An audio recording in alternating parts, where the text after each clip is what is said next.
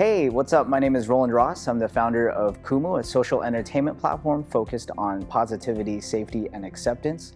Our core product is actually live streaming, and our ability to bring communities together have allowed us to really expand. Our first particular product market fit is in the Philippines, and since then, we've grown from 45 employees to around 600 employees at the start of the pandemic. And we have offices in Manila, Los Angeles, Singapore, and Chongqing and Chengdu, actually. In terms of entering an emerging market, it's super interesting, and it was actually something that we noticed in the Indian market. Growing up in Los Angeles and taking that risk and moving to the Philippines, there were some things that actually had to happen first. For us, in the Philippines, you have a market of over 100 million people, and the Gen Z and millennial is the median age in the country. So that's number one, a good young market. But on top of that, you have several other indicators. One, billions of dollars being spent on internet infrastructure. The now three leading telcos actually invested billions of dollars in infrastructure to dramatically increase 4G LTE and 5G internet across the entire country. Actually, within the last year, over the pandemic, we actually skipped 50 countries in internet speed. So one, young market, two, internet, and then three, you actually had Vivo, Oppo, Huawei, and Xiaomi. So basically Chinese smartphone manufacturers who just flooded the market with affordable smartphones that had the same capabilities of an iPhone 7, but were on the market for only $100.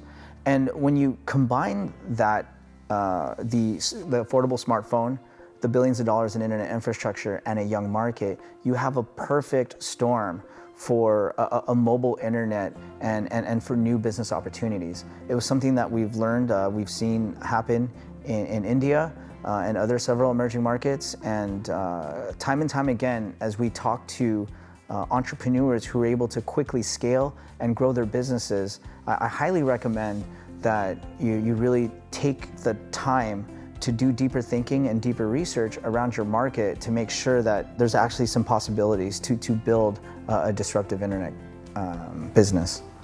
In emerging markets, there tends to be a situation where leading families and family conglomerates actually completely dominate the entire economy. And because of it, when you look at the startup ecosystem, even if it's not an internet business, it's really hard to scale because you end up getting an offer from these investors and this situation where big fish eat the little fish.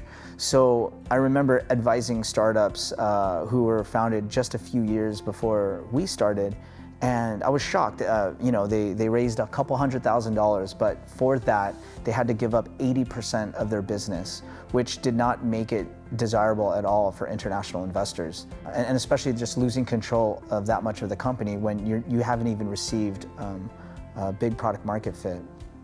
And so I think one of the key things when looking at a market and timing it, for us, we got really lucky when one of the leading family conglomerates actually took an interest and did a minority investment in the company. And one of the reasons why that actually happened and it created this kind of chain reaction where now 3 of the top 5 families, according to Forbes' richest list, are on our cap table. And you would assume that those 3 families actually took a majority stake in the company, but it's actually a minority stake in the business. So how were we able to get to that point? And a lot of that is we're so grateful for Open Space Ventures, who's based out in Singapore.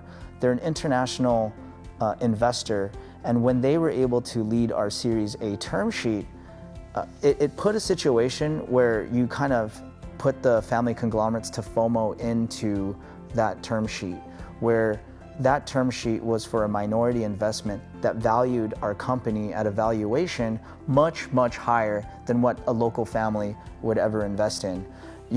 Prior to that Series A investment, we were also personally faced with the fact that one leading conglomerate wanted to put in $500,000 for 80% of the business. But because of the help of institutional investors like OpenSpace, that same investor ended up having to take $500,000, and it was for less than 5%, for example, Whereas just a few months ago, they were asking for 80%. And a lot of that happened because of these institutional and international investors who were actually able to lead a term sheet that a lot of these family conglomerates could follow on. And I definitely highly recommend anyone to look at those market dynamics and seeing where international investment is, because if you don't, you're going to quickly find yourself in a situation where a lot of these family-owned businesses will take advantage of the situation and take a majority stake in your business when it's far, far, far too early. So in summary, number one, in terms of timing the market, we talk about the three key things, right? Billions of dollars in internet infrastructure. Do you have a large market that's younger? And three, do you have a situation where you have affordable smartphones, right? So that's just kind of the key fundamentals to create a market that's good for timing. And then secondly, again, what I was saying earlier is the investor base. Are we in a situation where the leading family conglomerates don't take advantage of the situation, and there's enough interest from international investors to lead these investment rounds so that it gives room for local family conglomerates to follow within the terms that do not take advantage of your business? And then number three, what's super inspiring is seeing this movement of people from the motherland who were educated in schools all around the world, or say they worked for McKinsey or Bain or BCG or something like that, and coming back home. I think one of the cool things for us is having a whole slew of folks who actually quit their jobs at Facebook or at Grab in Singapore or in San Francisco or New York, or quit their consulting job and all moved back home to work for us or to start a company. So I would say those are kind of like the three main ingredients I see when deciding to go into an emerging market.